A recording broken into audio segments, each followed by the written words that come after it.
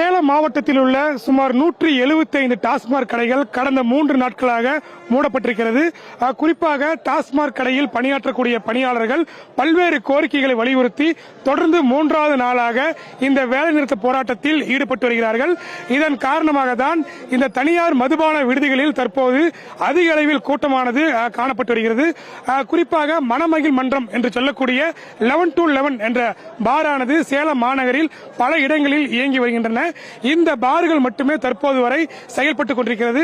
காலை 11 மணிக்கு திறக்கப்படும் இந்த பாரானது இரவு 11 மணிக்கு மூடப்படும். இந்த நிலையில்தான் இந்த டாஸ்மாக் கடைகள் அனைத்தும் மூடப்பட்டிருப்பதன் காரணமாக சேலம் புறநகர் பகுதியில் இருக்கக்கூடிய அனைத்து மக்களும், அதாவது குடிக்காக இந்த பகுதிக்கு வந்திருக்கிறார்கள். இது மட்டுமல்லாமல் ஒவ்வொரு மணமகிழ் மன்றத்திலும் சுமார் 1000க்கும் மேற்பட்ட குடிமகன்கள் நீண்ட வரிசையில் காத்துக் கொண்டிருக்கிறார்கள். இன்று காலை 11 மணிக்கு வந்த நபர்கள் கூட இதுவரை மது பாட்டில்களை வாங்கவில்லை என்ற குற்றச்சாட்டை முன்வைக்கிறார்கள்.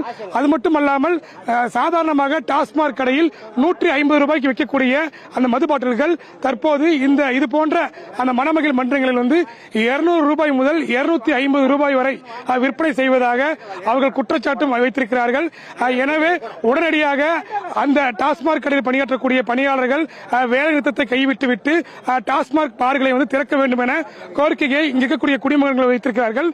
இது மட்டுமல்லாமல் இந்த பகுதியில் அதிக அளவு கூட்டம் கூடினாலும் இதுவரை எந்தவித போலீசாரும் இந்த பகுதிக்கு ஒரு பாதுகாப்பு பணியில் கூட ஈடுபடவில்லை. ஏனென்றால் இந்த மதுபான விடுதியானது அமைந்திருக்கக்கூடிய பகுதியில் பல்வேறு வணிக கட்டிடங்களும் செயல்பட்டு வருகின்றன.